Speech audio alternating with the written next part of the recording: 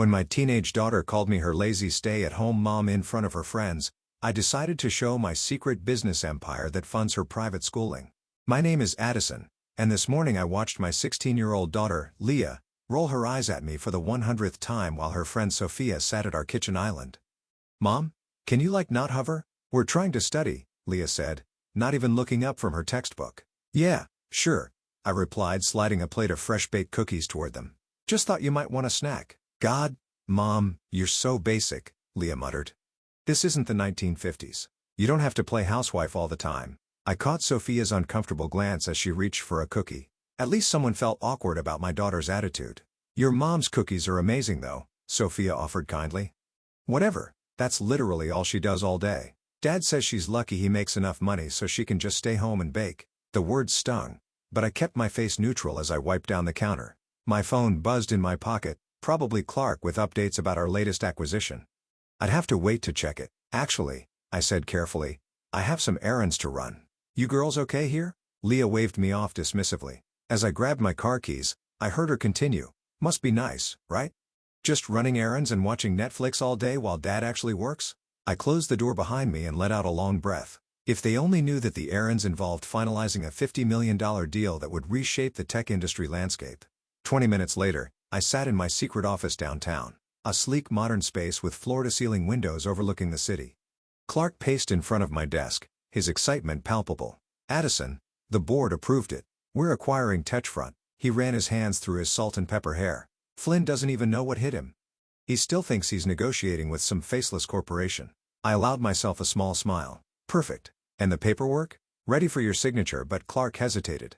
"Don't you think it's time to tell your family? This makes you one of the most influential tech entrepreneurs in the country." I spun my chair to face the window, watching the city buzz below. "Actually, I've been thinking about that. The way they treat me lately, maybe it's time for a wake-up call." My phone rang. Uriel's ringtone. My husband calling from his mid-level management job where he felt like a big shot. "Hey, honey," I answered, keeping my voice sweet. "Need something? Did you remember to pick up my dry cleaning? I have that presentation tomorrow." "Of course," I replied, signing the acquisition papers with my free hand. "Anything else?" "No, that's it. Don't wait up tonight. Important dinner meeting." I hung up and turned to Clark. "You know what? You're right. It's time they knew. But we're going to do this my way." Clark raised an eyebrow. "Why do I feel like you're plotting something?" "Because I am." I picked up my phone again and dialed Maya. When she answered, I didn't waste time. "Remember that plan we discussed? I'm ready. Let's set it in motion." "Are you sure?" Maya asked. "Once you do this, there's no going back." "I'm sure. I'm tired of being invisible. It's time they saw me. Really saw me." After hanging up, I looked at Clark. "Call a board meeting for next week, and make sure to invite Flynn. He should be there when he realizes who just bought his company. And your family? They'll be there too. They just don't know it yet." I stood up, smoothing my designer blazer. It's time they learned that the lazy stay-at-home mom they mock is actually the one keeping their comfortable lifestyle afloat. Clark grinned. "This is going to be interesting." "Oh, it will be," I said, gathering my things. "But first I need to go home and play my part. Leah needs help with her calculus homework, and Uriel needs his shirts pressed for tomorrow." As I drove home, I felt a mix of anticipation and nervousness. Was I really ready to shatter the illusion I'd carefully maintained for years? The weight of my secret empire had grown too heavy to carry alone. My phone buzzed again. Another message from the board about the acquisition. I smiled, thinking about how next week would change everything. Sometimes the best revenge isn't served cold, it's served with a side of humble pie at a board meeting no one sees coming. "I thought we could do something special as a family next week," I announced over dinner, watching Uriel scroll through his phone while Leah pushed her food around her plate. Uriel barely looked up. "Next Thursday. I made reservations downtown for lunch. I thought it might be nice." Leah's head snapped up. "I can't. I have cheer practice." "Actually," I said, taking a sip of water, "I already spoke with your coach. She said you could miss one practice." "You what?" Leah's fork clattered against her plate. "Mom, you can't just and I have meetings," Uriel interrupted, finally looking up from his phone. I smiled sweetly. "I checked with your assistant, Sarah. Your calendar is clear after 11. That got his attention. "You called my assistant?" "I wanted to make sure we could all be there. It's important." "Important?" Leah scoffed. "What could be so important about lunch with you?" Before I could respond, my phone buzzed. A message from Maya. "Urgent. Flynn making moves. Trying to block the acquisition. Need to talk ASAP." I kept my face neutral, though my heart raced. "It's a surprise." Trust me, you'll want to be there. Whatever, Leah muttered, returning to her phone. Later that night, I paced in my home office, speaking quietly with Maya on the phone. Flynn's lawyers are claiming the deal is fraudulent, Maya explained. They're demanding to meet the CEO in person. He's just throwing a tantrum because he doesn't know who outmaneuvered him, I replied. Have Clark handle it for now. Next week Flynn will get his meeting along with my family. About that, are you sure mixing these two situations is wise? I heard footsteps in the hallway and quickly switched to my mom voice. Yes, honey, I'll make sure to pick up more milk tomorrow. Leah appeared in the doorway. Mom, who are you talking to? Just Mrs. Peterson from the neighborhood watch, I lied smoothly. Did you need something? She lingered, looking uncertain. About Thursday, do I really have to come? I saw a flicker of genuine curiosity in her eyes. Yes, sweetheart, but I promise it'll be worth it. After she left, I texted Maya proceed as planned and upgrade the security for Thursday. The next morning, I drove downtown after dropping Leah at school. Clark was waiting in my office looking worried. Flynn's getting aggressive, he said without preamble. He's threatening to go to the press. Let him, I replied, logging into my computer. By Thursday, it won't matter. There's something else. Clark handed me an envelope. This came this morning. Inside was a typed note. Back off from Touchfront, or your secret life won't be secret much longer. I laughed, surprising Clark. Flynn's getting desperate. He still doesn't realize he's dealing with a woman, does he? No. But then let him play his games. Thursday will be quite educational for everyone. My phone rang. Uriel again. Honey, about Thursday. I really don't think I can make it. The quarterly reports. Uriel. I cut him off, my voice firm but gentle. One lunch, that's all I'm asking. When was the last time we did something as a family? He sighed. Fine, but this better be good. Oh, it will be. I hung up and turned to Clark. Make sure the conference room is ready. And Clark, let's add some dramatic flair. I want the big screen showing our company's portfolio when they walk in. You're enjoying this, aren't you? 16 years of being underestimated, dismissed, and treated like I'm nothing but a housewife. I smiled. Yes, I'm going to enjoy every second. That evening, I overheard Leah talking to Sophia on the phone in her room. Mom's being weird. She's planning this mysterious lunch downtown? No, I have no idea what it's about. Dad thinks she's probably just lonely or something. I know, right? Like get a hobby or something. I closed my eyes, letting the words wash over me. Soon they would understand. Soon they would see. My phone buzzed with another threatening message. Last warning, walk away now. I typed back a single response. Looking forward to meeting you on Thursday, Flynn. Then I walked into the kitchen, put on my apron and started baking cookies. The perfect housewife, preparing for her moment of truth. Let them think I'm nothing. Let them underestimate me one last time. Because on Thursday, the mask comes off. And nobody, not Flynn, not Uriel, not even Leah is ready for what's behind it. Maya sat across from me in our favorite coffee shop, the same one where we'd first hatched the plan for my company 7 years ago. Remember when you walked in here furious because Uriel told you to stick to what you're good at after you suggested investing in tech stocks? I smiled, stirring my latte. He lost $50,000 that year in bad investments. I made my first $1 million, while he thought you were taking cooking classes. Maya leaned forward. But Addison, are you ready for what this revelation might do to your family? The bell above the door chimed, and Clark rushed in looking flustered. Sorry I'm late. Flynn's lawyers are being relentless. They always get aggressive right before they lose, I said, sliding him a coffee. Remember that deal in 2019? How could I forget? You were in the hospital having your appendix removed and still managed to close the deal? Clark chuckled. Uriel thought you were delirious from pain meds when you kept talking about market projections. He told the nurse I was just rambling nonsense. I gripped my cup tighter. That's when I knew I could never tell him, not until I was so successful he couldn't possibly dismiss it. Maya touched my hand. And now you're there. Your company's worth $1 billion. Mom? Leah's voice cut through the coffee shop noise like a knife. I turned to see my daughter standing there, shopping bags in hand. She was supposed to be at the mall with Sophia, but apparently they decided to stop for coffee. What are you doing here? She asked, eyes darting between my companions. I thought you were grocery shopping. Just catching up with some friends, I said smoothly. You remember Maya from the neighborhood barbecue last summer? Leah nodded slowly, her eyes fixed on Clark. And him? Clark. He's an old friend, right? Leah's tone dripped with skepticism. Well, don't let me interrupt your whatever this is. As she walked away to join Sophia at another table, I heard her loud whisper. She's being so weird lately. First, the mysterious lunch, now secret meetings. Clark waited until she was out of earshot. She's suspicious. Good, I replied. Let her be curious. It'll make Thursday even more interesting. Maya's phone buzzed. Her eyes widened as she read the message. Flynn just called an emergency press conference for tomorrow morning. Perfect timing, I said, pulling out my laptop. Let's give him something to really talk about. I opened my email and drafted a quick message to our board members copying Flynn's entire executive team. The subject line read Special Announcement, Thursday Board Meeting. Are you sure about this? Clark asked. Send it, I commanded, hitting the button, and make sure the media gets wind of it too. Flynn wants to play hardball? Let's play. Later that evening, as I prepared dinner, I found myself transported back to the day this all began. Uriel had laughed when I suggested investing our savings in a struggling tech startup. Stick to the grocery budget, honey, he'd said, patting my head like I was a child. Leave the real business to me. That night I'd called Maya, who connected me with Clark. Together, we built something extraordinary, all while I maintained my facade of domestic bliss. Mom? Leah's voice pulled me from my memories. She stood in the kitchen doorway looking uncertain. About that coffee shop today, yes? You seemed different with those people. Like you were talking about something important.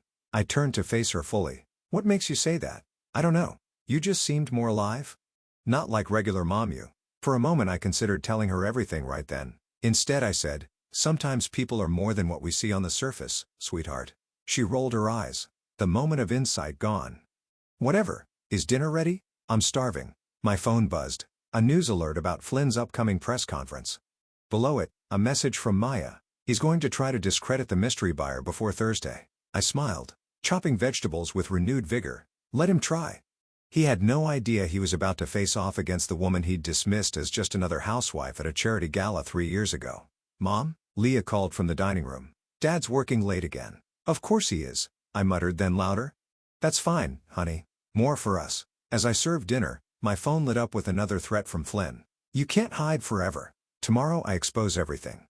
I typed back, looking forward to your press conference, break a leg. Because tomorrow, Flynn would make his move. But Thursday would be my checkmate, and my family would have front row seats to the show. Thursday arrived with the weight of destiny. I adjusted Uriel's tie in the elevator of my office building, playing the doting wife one last time. I still don't understand why we're having lunch here, he grumbled. The plaza would have been nicer. Leah stood in the corner tapping away on her phone. This building's kind of impressive though. Look at all these tech companies. 32nd floor, I announced as the elevator dinged. Follow me. Wait. Uriel stopped short, staring at the directory. This is the tech front acquisition floor. There's a huge meeting about that today. We shouldn't be here. I smiled, leading them down the hallway.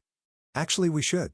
Security nodded at me as we approached the conference room. Through the glass walls, I could see Flynn pacing, his face red with anger. Board members filled the seats and reporters waited eagerly in the corner. Mom, Leah whispered, I think we're in the wrong place.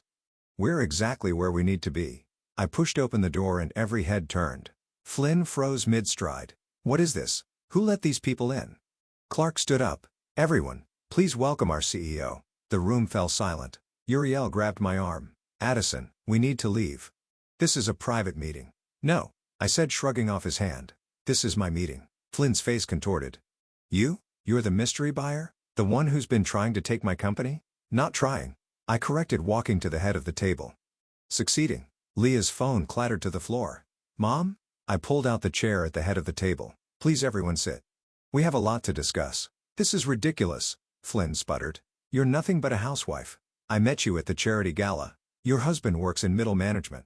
Uriel's face flushed. Addison, what's going on? I nodded to Clark, who clicked a button. The screens around the room lit up with my company's portfolio, achievements, and acquisitions over the past 7 years. 7 years ago, I addressed the room. I started this company with a vision. While everyone thought I was taking cooking classes and running errands, I was building an empire. And today, that empire acquires Techfront. You're lying, Flynn snapped. This is impossible. I pulled out a folder. These documents say otherwise. Your board already approved the sale. They just didn't know who they were selling to. Reporters scribbled frantically. Cameras flashed. Leah had sunk into a chair, her face pale. But the cookies, she whispered. The carpools, the PTA meetings. I did it all, I said. My voice firm. I ran this company and maintained our home because that's what everyone expected of me. No one thought to look deeper because no one thought I was capable of more. Uriel stood frozen, his world visibly crumbling. All this time. Yes, I met his eyes. All this time. Flynn slammed his hands on the table. This is a setup. You can't possibly. The financials. I cut him off, sliding papers across the table. The projections, the merger details, everything you dismissed when I tried to discuss them at that gala, saying I should stick to planning parties. The board members examined the documents, nodding with approval. Flynn's face grew redder. "You'll regret this," he hissed, storming toward the door. "I'll fight it." "Your board has already voted," Clark announced. "It's done." As Flynn slammed the door behind him, I turned to my family. Leah's eyes were wide with shock and something else. Was it admiration? "Mom," she started. "Mrs. Davidson," a reporter interrupted. "How did you manage to keep the secret for so long?" I held up my hand. "I'll answer questions later. Right now, I need a moment with my family." The board members and reporters filed out, leaving us alone in the massive conference room. The screen still displayed my achievements, casting a blue glow over our faces. "All those times I called you lazy," Leah's voice cracked. "When I told my friends you did nothing all day. Those words hurt," I admitted. "But they also drove me. Every dismissive comment, every eye roll, every time you both treated me like I was nothing but a housewife, it fueled me." Uriel sank into a chair. "The company I've been reading about in the papers, the mysterious tech giant everyone's been trying to identify. That was you?" "That was me." I stood tall, finally letting my power show. "And now you know exactly who I am." The door burst open. Maya rushed in. "Addison, Flynn's calling an emergency press conference. He's threatening to expose everything about your personal life." I smiled, feeling more alive than ever. "Let him try. I'm done hiding." Looking at my stunned family, I added, "We all have some catching up to do. Shall we have that lunch now?" The private dining room felt smaller than usual, with the weight of unspoken words hanging in the air. Leah pushed her salad around the plate while Uriel stared at his untouched steak. "So," I broke the silence. "Any questions?" "How much?" Uriel asked quietly. "How much are you worth?" "The company's valued at just over $4 billion. I took a sip of water. "My personal net worth is around $1.2 billion. Leah's fork clattered against her plate. "Billion? With a B? That vacation house in Aspen you wanted last summer?" I continued. "I own it. Actually, I own the whole development." "But you said we couldn't afford it." Leah whispered. "No. I said we shouldn't flaunt our money. There's a difference." Maya burst into the room, tablet in hand. "Flynn's live on CNBC right now." I nodded to Clark, who grabbed the remote and turned on the dining room's wall-mounted screen. Flynn's red face filled the screen, his tie askew. "This hostile takeover is a fraud," he was saying. "This woman, this supposed CEO, she's nothing but a housewife playing businesswoman." "She muted," I commanded. "Let him rant. The papers are signed." "Mom." Leah leaned forward. "All those times you were on the phone in your office? Board meetings, acquisitions, running a global company, and the cooking classes? Cover stories. Though I did actually learn to make a decent soufflé." Uriel finally looked up. "Why didn't you tell me?" "Really?" I set down my fork. "Remember when I suggested investing in that startup 7 years ago? You laughed and told me to stick to grocery shopping." "I didn't mean—" "Yes, you did." I turned to Leah. "And you?" "Mom's so basic.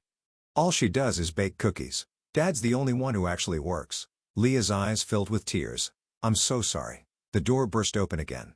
"Addison," Clark interrupted. "Flynn's making moves. He's calling in favors, trying to freeze our assets." I stood up, smoothing my blazer. "Excuse me for a moment." "Feel free to order dessert." Can I watch?" Leah asked hesitantly. I paused, then nodded. "Come on."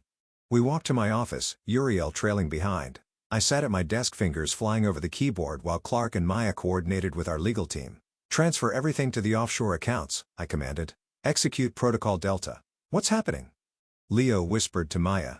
"Your mom's about to show Flynn why you don't underestimate her." Maya replied with a grin. I picked up my phone, putting it on speaker. "Hello, Flynn.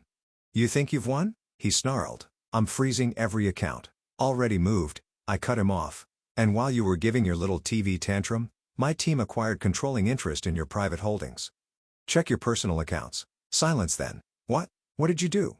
"The same thing you tried to do to me, except I succeeded."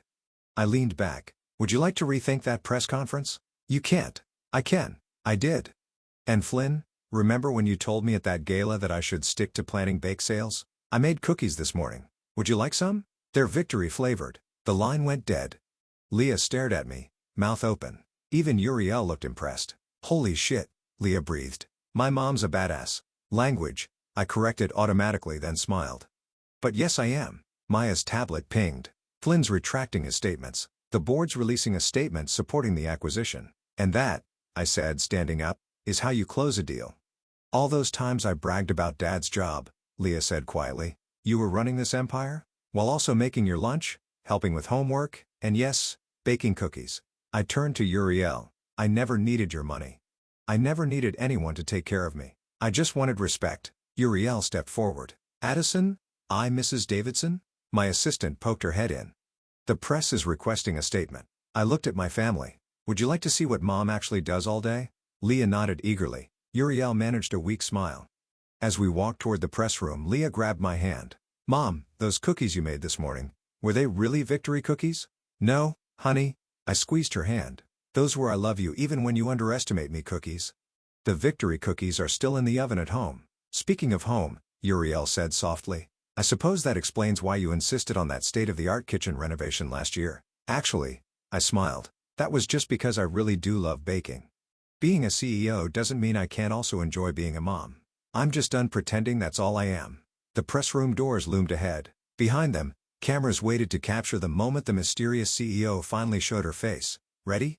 I asked my family. Ready? They answered, and this time, I believed them. The press conference was a blur of flashing cameras and rapid-fire questions. I stood at the podium. My family watching from the side as I finally stepped into the light. Yes, I'm the CEO of Summit Technologies, I announced to the packed room. And yes, I'm also a mother and wife who bakes cookies and attends PDA meetings. Mrs. Davidson, a reporter called out, how did you manage to keep this secret for so long? Society's expectations made it easy, I replied. No one looks too closely at a housewife. Suddenly, the door burst open. Flynn stormed in, flanked by his lawyers. This isn't over, he announced. We're contesting the acquisition. My lawyers have found irregularities. You mean like your attempt to hide losses in offshore accounts? I interrupted, nodding to Clark, who projected documents onto the screen behind me. Or perhaps your creative accounting with the pension fund? Flynn's face went pale. How did you? I did my homework, Flynn. Every detail, every transaction, every skeleton in your corporate closet. I turned to the reporters. In fact, I have a complete dossier ready for anyone interested in the real story behind Techfront's management. You're bluffing, Flynn sputtered. I pulled out my phone and read, March 15th, meeting in Singapore. You diverted employee pension funds to cover personal losses. April 3rd, backdated contracts to hide. Stop. Flynn's lawyer grabbed his arm. We should discuss this privately. My office, I said coolly. 10 minutes. As they hurried out, Leah stepped forward. Mom, that was incredible. That was nothing, Maya chimed in. You should have seen her handle the Tokyo merger last year. Did it while making your Halloween costume? The robot costume? Leah's eyes widened. The one you said took you 3 weeks to figure out? It did. The merger took 4. I turned back to the reporters. Any other questions? How does your family feel about the revelation? All eyes turned to Uriel and Leah. My daughter surprised me by stepping up to the microphone. I feel ashamed, she said clearly. I underestimated my mom because she didn't fit my idea of what success looks like. But now I see that she's the most successful person I know, not just in business, but in life. The reporters scribbled frantically. I felt tears threatening but held them back. Mrs. Davidson, another reporter called. What about the threats